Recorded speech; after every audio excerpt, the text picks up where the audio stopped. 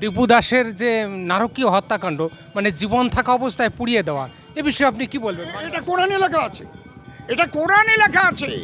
আল্লাহর আয়াত যারা না মানে তাদের আমি পুড়িয়ে, কোরআনে লেখা আছে, তাদের আমি পুড়িয়ে দেব এবং তার ওই নূতন চামড়া তৈরি করব আবার। এটা লেখা আছে কোরআনে। আরে বাবা, আমার কাছে আছে, ওই কাজটাই ওরা করেছে, যে আল্লাহকে মানছে না ওকে পুড়িয়ে দেবো। তার মানে ওটা থেকে উদ্বুদ্ধ হয়েছে। আরে ওইটাই তো বীজ, সেই বীজটার কথাই তো আমি বলেছি। একটা বীজ কোথার থেকে এলো? ছোট্ট একটা বীজের থেকে একটা বড় গাছ তৈরি হয়।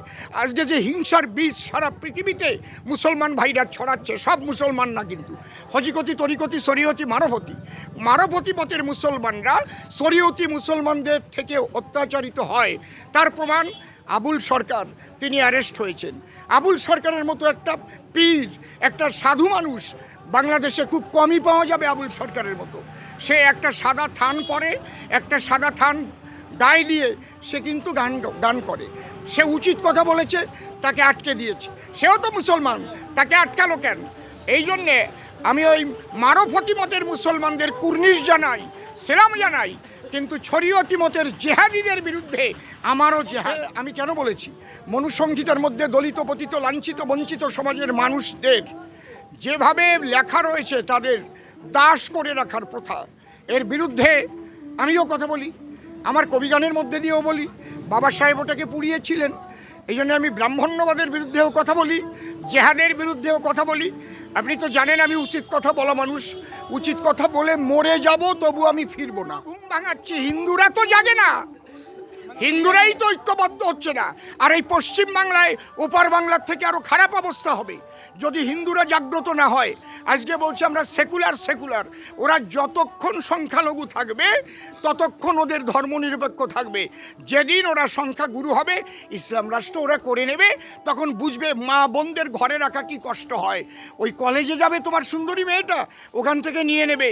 সুন্দরী বউ নিয়ে আজকে ঘুরে বেড়াচ্ছ তো, ওই বউটাও তোমার নিয়ে নেবে। আর যদি হিন্দুরা ঐক্যবদ্ধ হয়ে বাংলা থেকে আজকে এই মাননীয় মুখ্যমন্ত্রীকে না তাড়াতে পারে, তাহলে এরা বিজেপি বলে কাউকে রাখবে না, সবাইকে নিশ্চিহ্ন করে দেবে। আমার একটাই কথা, আমরা চাই সবকা সাথ, সবকা বিকাশ, সবকা প্রয়াস, সবকা বিশ্বাস। আমার মোদিজি যা যা উন্নয়ন করেছে সবার জন্য করেছে। হিন্দু, মুসলমান, খ্রিস্টান, বৌদ্ধ, শিখ, জৈন, পার্সি, সবাই আমরা ভারতবাসী। তুমি রাষ্ট্রীয় মুসলমান হও, তুমি আমার ভাই। তুমি আগে বলো ভারত মাতা কি জয়, তুমি আমার ভাই। তাহলে তুমি বলো বন্দে মাতরম, তবে তুমি আমার ভাই। তুমি তোমার ধর্ম পালন করো, কিন্তু তাই বলে তোমার ওই যে হিংসার বাণীগুলোকে, ওইগুলোকে বর্জন করো। সিএ সম্পর্কে একটা বার্তা দিয়ে দেন।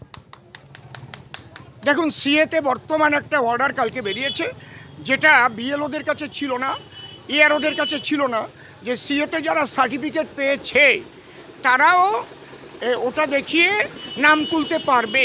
কালকে সেই অর্ডারটা প্রথম বেরোলো, যে সিএ সার্টিফিকেট যারা পেয়ে গেছে, যেটা আমাদের ঠাকুরবাড়ির মা মমতা ঠাকুর মহাশয় বলছিলেন এই সিএতে কোনো কাজ হবে না। তা মানিক ফকির, তারপরে ওই ঢ্যামনা ব্যাপারী ট্যাপারি কারা আছে না, আরও কিছু ওই যে যারা বলে আর কি, টুডাংশু যারা আছে, ওরা বলছিল যে এই সিএতে কাজ হবে না।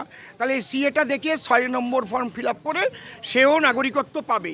এরপর আর একটা অর্ডার দেবে, মনে রাখবেন, যারা সিএতে আবেদন করেছে ওই যে রিসিপ্ট কপিটা ওইটা দিলেও পাবে। সেটা অর্ডারটা আর কিছুদিনের মধ্যে বেরোবে।